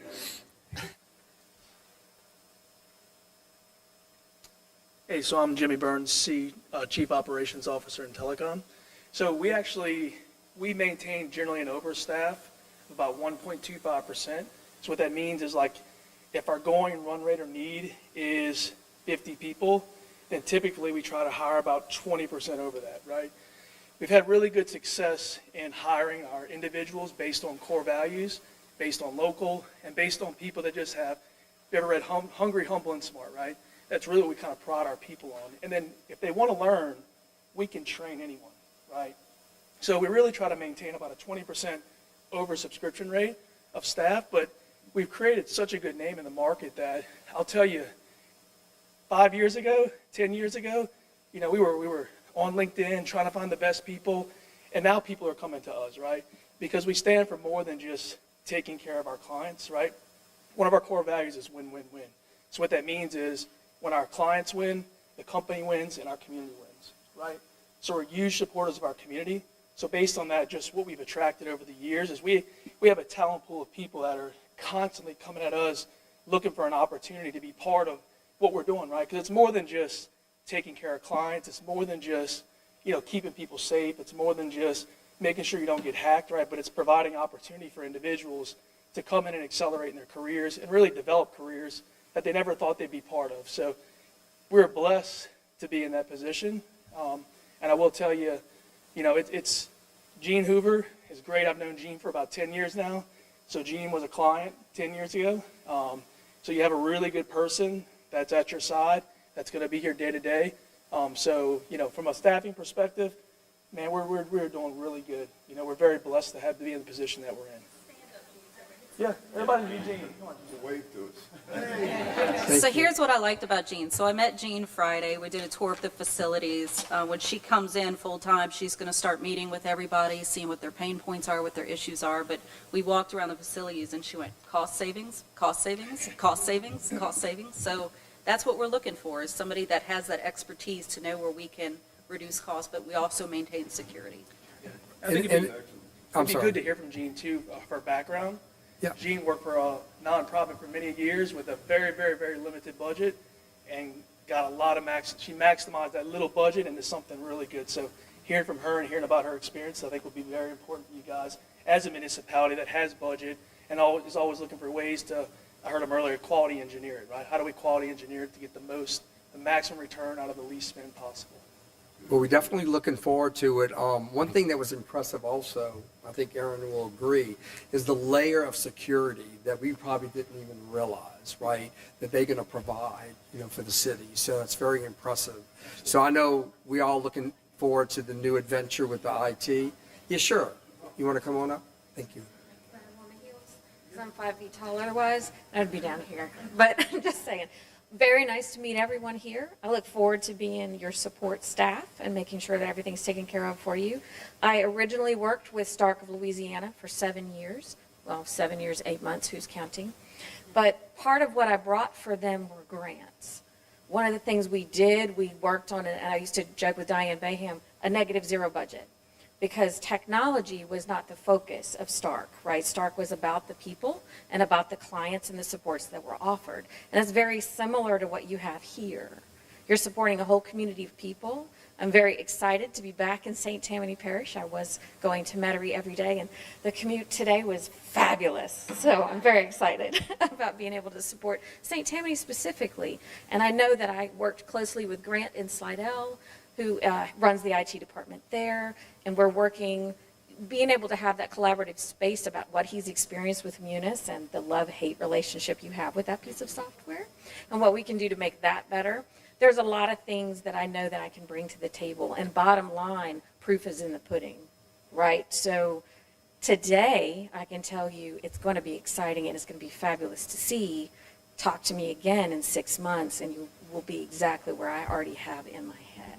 So I look forward to doing that for you. So one of the first tasks that we're going to tackle after she gets a sense of where everything is and how we are functioning is we're going to pick apart the current budget. And we're going to say, look, we budgeted all this money for capital. Are we using this wisely? Have we purchased everything that we need? And that'll help us not only figure out where we stand today, but also prepare for the 2023 budget. We look forward to working with you. And look, it's all been positive, so I just want to tell you it's going to be a challenge when you work with Rick Smith and Mark Verrett on technology. I'm all about being cost efficient, okay? So I like you walking through, say, we can save money here. I like that concept a lot. Thank you. I have a question. I have a quick Sure, go question. ahead. This might be dumb, but since we're y'all are technically contracted out, are you going to be in-house? Yes. Or, okay, cool. Yes, I will be your, yeah. Great. Perfect. Okay, awesome. Thank you. Yes, and also I would like to see in our September meeting, gives us around 2 months, maybe if y'all could be, Gene and Aaron can give us a little bit of an update, if you don't mind, just kind of some of the progress. But we're very excited and we thank you very much. Thank you. If I may add, thanks to the committee, Larry. You did a great job. And who's the police officer? Who's the IT? All three of y'all. I know that was hard work. I've been on one of those type of committees before, but IT is not my gig. Okay, moving on. Comments and reports. We're going to move right to District E. Councilman Verrett. You're going this way.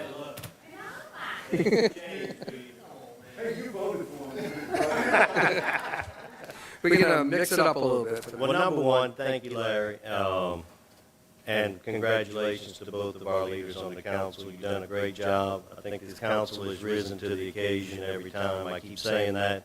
We're very supportive of the administration. I'd like to thank the administration tonight. A lot of tough questions. That's not even the real budget, just mid-year, but I want to thank the administration for having the mid-year budget adjustment and taking it seriously. And I know I sound old school, but these are big numbers. But it makes a difference that we don't wait, because as the mayor consistently says, we work at the speed of government, and that's not fast. So I do say that there's a lot to be done. I keep thinking infrastructure, and I thank the administration and Cali for taking a look. I know the military boat launch is on my radar. Yankee, New Hampshire. The whole city has issues. We're trying to address it. There's only a limited amount of money, but I think every question was answered, even if we didn't like the answer. But at the end of the day, we're all here to do the right thing. And just as a reminder, the big time budget's coming. So let's keep this harmony together, and let's keep working. Let's keep Covington rolling. I like the sound of that. Okay, we're gonna move on to District D, Councilwoman Ludwig. Thanks. I like the backwards updates. This is exciting. All right, for a little bit longer, I have the hospital in my district until Mr. Brett takes it over with a redistricting of our council districts. Currently, I have 28 hospitalizations. Obviously, that's significantly up with COVID than it was a couple months ago, so just be conscious of that. As well as the library, also in my district, get to keep that one. SAT and ACT test prep, they're offering some courses through homeworkla.org. So any incoming seniors or juniors, please take advantage of that. Also, while we're on that topic, upcoming school year, just please be mindful of school zones, traffic crossings, general speeding. The police have been thankfully fully staffed and have seemed to be way more able to handle traffic stuff in addition to all the other things they handle. Special kudos to fire department. I feel like I'm telling y'all on a regular basis about gas leaks and y'all come out full force, several trucks handling it, having Atmos looped in. and just general preparation, it seems, for hurricane season, tree trimming and all that good stuff. So hopefully we have a significantly quieter hurricane season, but I'm glad that we're prepared, and with these budget updates, hopefully can continue to do so. So that's it for District D. Thank you. Moving on to District C, Councilman Roberts. Thank you. Couple of things. District C is doing great. I want to give a shout out to Public Works because every time I call, they respond ASAP, and I truly appreciate you guys for doing that. So I know that we're making some progress on starting the Lurleen project, and I think you might touch base on that tonight. I do want to give just a notice of, I called Coastal. There's been a lot of green waste that has still been sitting for a while, and they're suffering from the same thing everybody else is suffering, which is why I posed the question, how's your employee rate going right now? They just shorthanded, and he's asking us for more patience. But I will say, a week after that, they came through and picked up quite a bit of stuff that I was calling about in the first place. So if you still have green waste there, please just keep calling, but also have some patience with them because they are doing the best they can with what they got, and everybody seems a little shorthanded right now. Sarada and Amy does a great job for Sparks in the Park, along with the Covington Band and all the sponsors. It was a good event. I thought it was going to get rained out, and it held up just so it was perfect. Diane and Bud Weiss, I'm going to give a shout out to them for the 4 and the 4th again. I don't know how many years they've been doing that, but it's flawless. They get in, they get it done. If you don't know about it, on the 4th of July, every morning they run 3 miles, 3.5 miles, I guess it is. You're the runner. Four on the 4th. I'm thinking it's 3.5, but I'll never run it. I just serve water there. But they do a great job. It is a flawless event, and I appreciate everything they do because they do that and they benefit other people in the community. It's not just for them. And then I want to give, while I'm talking about running, on September 10th, there's a Never Forget run that's going to support the Tunnel for Towers Foundation for firefighters. It's September 11th. It's the day before September 11th. A lot of emotions on that day. I would encourage everyone to come out to the trailhead. It's going to be at 7 in the morning to 12 in noon. And just an opportunity to reflect on how important our firefighters are to us in our community and what they do to risk their lives for people every day. Please come out and see this event. September 10th, you'll see and hear more about it because I will keep promoting it as much as I can. And then lastly, school resource officers. I'm not going to get on my soapbox here, but I will tell you they are the ones that are the response and intercept to any variable in any kind of school, anything. And so to know that we are helping get people into schools that can do that means a lot to me and to families and to kids. So thank you to the guys and girls that have gone out there doing it. And Chief, thank you for doing it as well. So, and that's it for District C. Okay, thank you, sir. Moving on to District B, Councilman Boxford. All right, I'm going to give my food bank update. The average houses for June were 87 daily households served, 106 daily boxes went out. Total for June was 1,048 total households, 1,266 total boxes. Their numbers are down about 40%. This is always a slow time for the food bank. All the businesses and stuff, if you could do a food drive. My wife did one at a place that she goes to, and it was, the response was, overflowing. And it's amazing with the hard times and everybody that's having, people still, they see that food container, they're very willing to contribute, and they could really use it. So I would appreciate it if anybody could do that.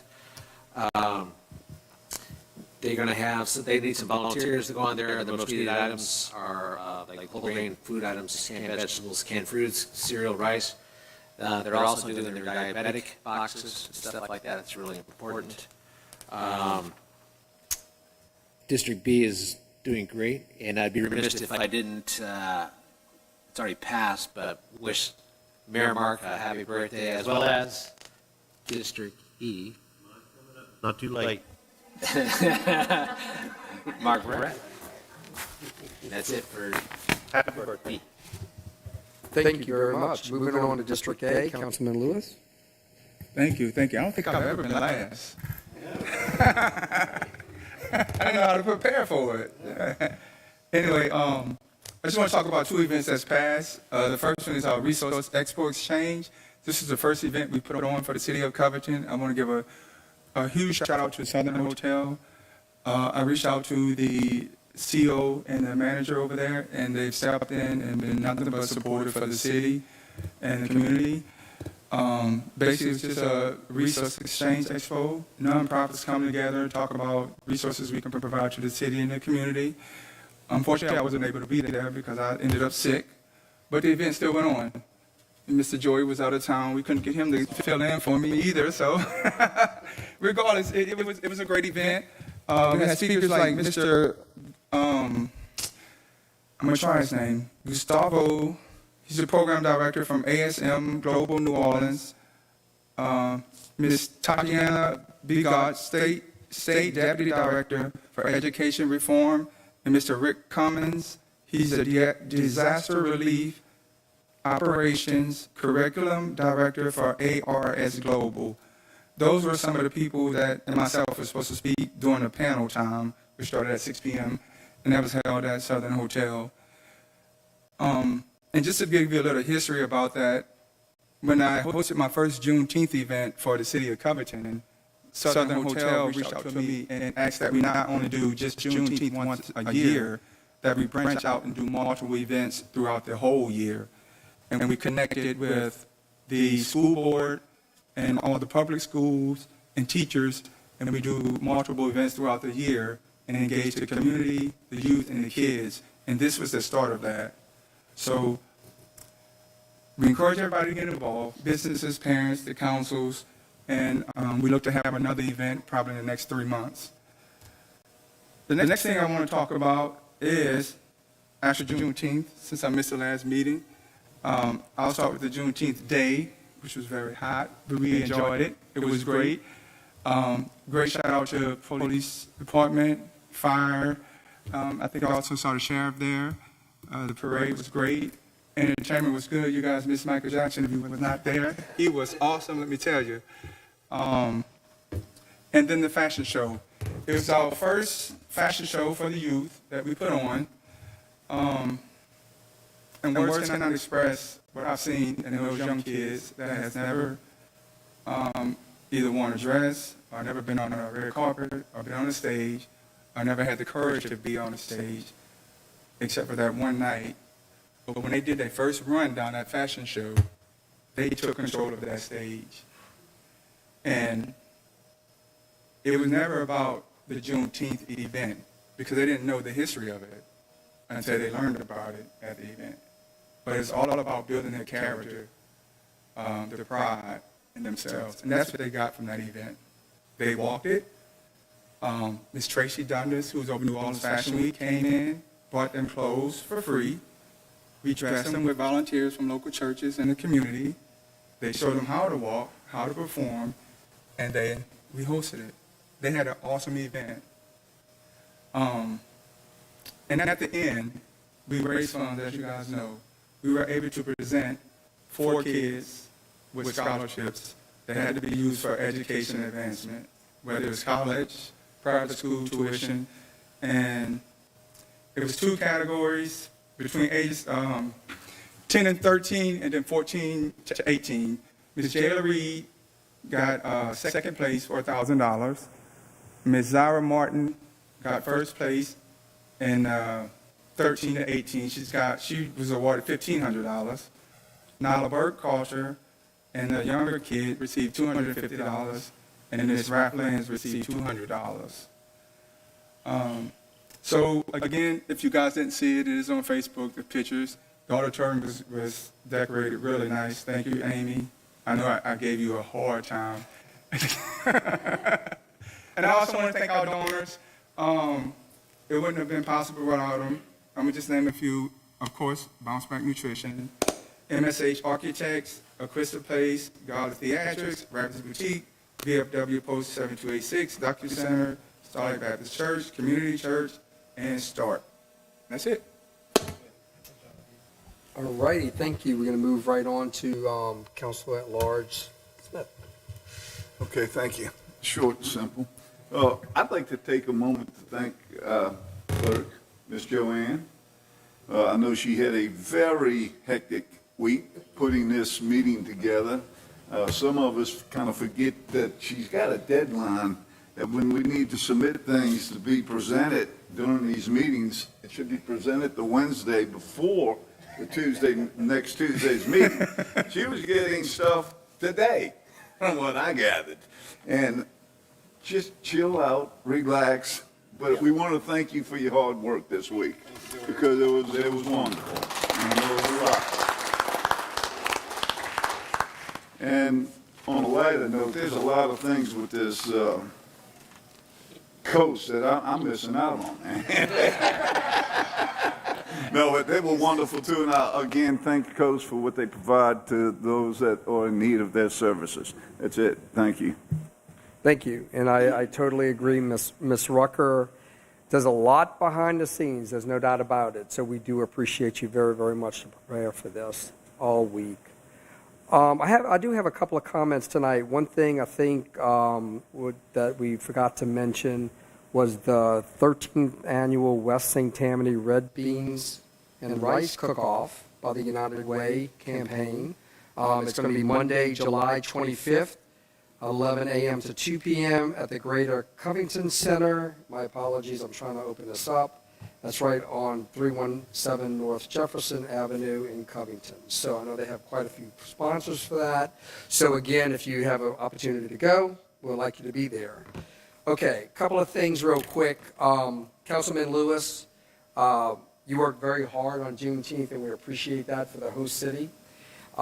It was Father's Day weekend, so I was on a plane. We just got on a plane, go see my daughter for Father's Day, and I saw the live feed of Juneteenth, so I got to see a little bit of it. And I know people work very, very hard for this event, so we appreciate you on that. So I got to see a little bit.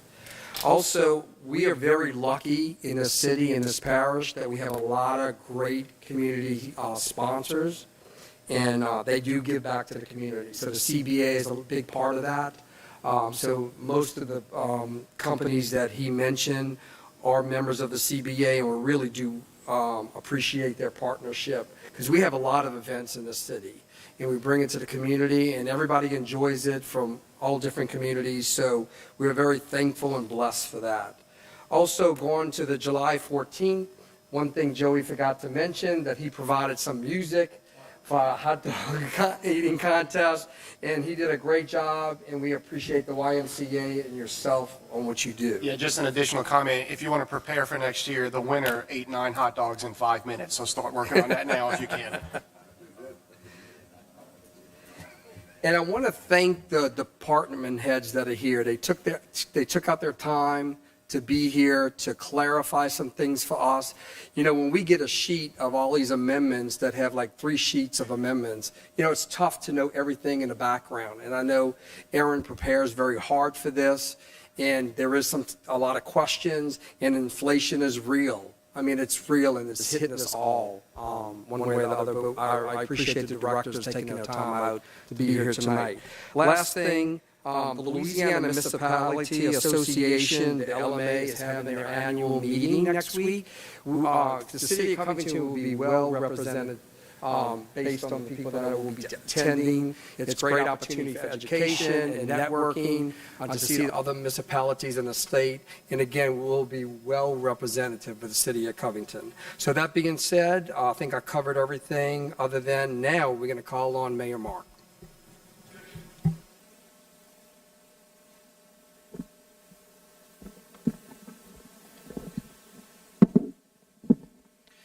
Thank you, Council President Rowling. First, I'd like to touch base on a performance that we had here in Covington last week. It was the last performance of our On Stage in Covington events.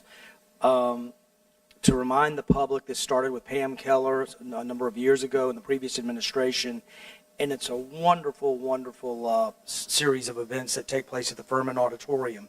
Typically, these acts are from out of state. These are professional entertainers. Normally they played Vegas, they played Branson, they played cruise ships. This young man that played last Thursday night has been on The Ellen Show, he's been on Nickelodeon, and he did some fantastic Elvis Presley. He played the piano like Jerry Lee Lewis. He's only 14 years old, so it was amazing. I'd also like to mention that we did this in conjunction with Slidell, There were cultural arts and events. Sarad and I went over there a couple of months ago and met with Cutting Edge Theater. They're the ones that told us about Finley Watkins. And so Finley played Covington on Thursday night and then played a show in Slidell on Friday and Saturday. So we're starting to team up with our companion cities so that we can bring these acts in. I tell you all that to say that that was the final performance of this season. The next season will begin in September. There'll be 4 shows throughout. Individual tickets are $20, but that you can get a season passport with a reserved seat for $200. You can get with Sarada Cultural Arts and Events. Coming in September is going to be a Hank Williams Sr. tribute artist who has been acclaimed by the New York Post and also by Rolling Stone magazine. So if you want to get your twang on and get a little blues, country blues going on, check this out. In December will be that crazy nun, the one that, are you smarter than your 8th grade Catholic nun? And we've had her before, and she's just absolutely hilarious. So check those shows out. I'd also like to say that on Saturday evening, the Covington Heritage Foundation put on a very nice show, Characters of Covington, where we had a couple of our more seasoned residents share some of the stories from the 20th century and mid-20th century, going all the way back to the ice house before refrigeration and dating on horseback. So that was really good. And I'd like to give a shout out to Councilman Verrett, who's taken over as the president of the Covington Heritage Foundation. Got a great board now, and I think membership renewal will be coming up shortly. Whisperings will be back this year in October. That's the characters at the cemetery. I think you're going to have to be a member of the CHF to attend because that's always a full event. And as always, those events are made free and available to the public by the public support of the History and Holly Home Tour in December. We do that in December. That earns the money. And then Farm to Table back in the spring was a phenomenal event. So the Covington Heritage Foundation has come out the gate strong, and happy to see that again. I, too, wanted to give a shout-out to Councilman Roberts for DJing at Sparks in the Park. Always fun to see his smile, and always fun to see Jerome's dance moves. I'd also, Councilman Rowling was talking about sponsors. Thank you to American Bank for being the primary sponsor of Sparks in the Park, and always the Covington Concert Band. Just phenomenal, just fantastic. So if you haven't seen them and you get an opportunity, you should. I'd also like to thank the City Council for this evening approving the budget amendment. I appreciate your confidence in the administration, the Public Works Department, the Police Department, and the Fire Department. This annual mid-year budget adjustment, which we began last year, has proven to make city government move a tad bit quicker and a tad bit more efficient. That's a good thing, as Councilman Verrett alluded to. Much of the budget amendment was aimed at rising costs of fuels and materials. But what it did not address in the amendment is the effect of inflation on employee salaries, the devaluation of employee salaries. The city is fortunate to have scores of well-qualified employees, the vast majority of which come to work every day with a smile on their face and work ethic in their soul. Today, in business and in government, retention of quality employees is essential. The city is also very fortunate that our sales tax revenue has increased. A few weeks ago, I met with the Council Finance Committee, Councilman Rowling, Councilman Smith, and Councilman Roberts. We reviewed the increase in revenue over the past couple of years. In 2021, we enjoyed a 16% increase in sales tax collection.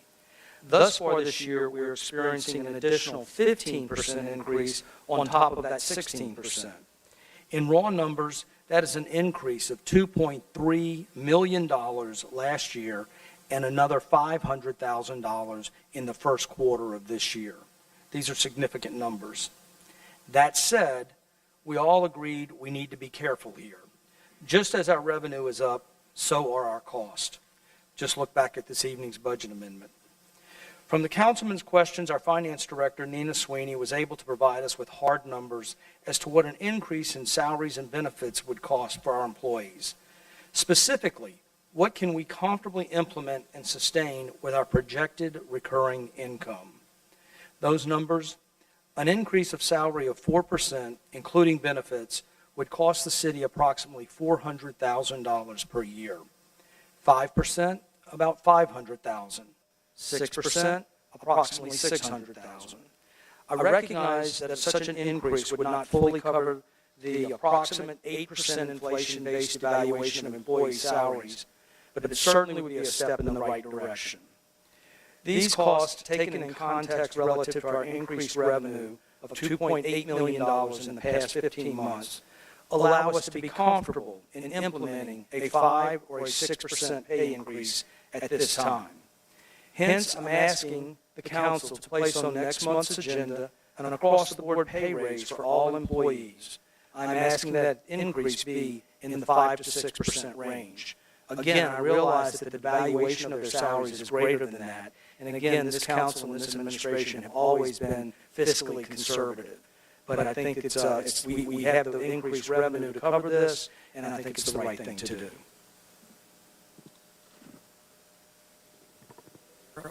Any questions for the mayor? I just want to clarify your last statement. You said a raise across the board for all employees, right? Correct. That was correct, right? All employees. The last raise you gave, can you clarify who received the last raise? The last raise the council gave was to all employees. It was to all employees, correct? Correct. Okay. Except the mayor. I know that, I haven't taken an increase since I was elected. Yeah, we haven't either. I understand. Thank you. We'll review that, of course, and, get back with the administration in the near future. Anything else, administration, tonight? Legal counsel? Do you have anything to do tomorrow? A well-deserved vacation. Enjoy your vacation, that's for sure. Yeah, exactly. Okay, anything else from the council before we announce August's date for our meeting? The August 2022 City of Covington Council meeting will be held in these chambers Tuesday, August 9th at 6 p.m. I want to thank everybody that stayed for this long meeting. We appreciate you being here and hearing what our council and our administration has to say. Y'all have a wonderful night.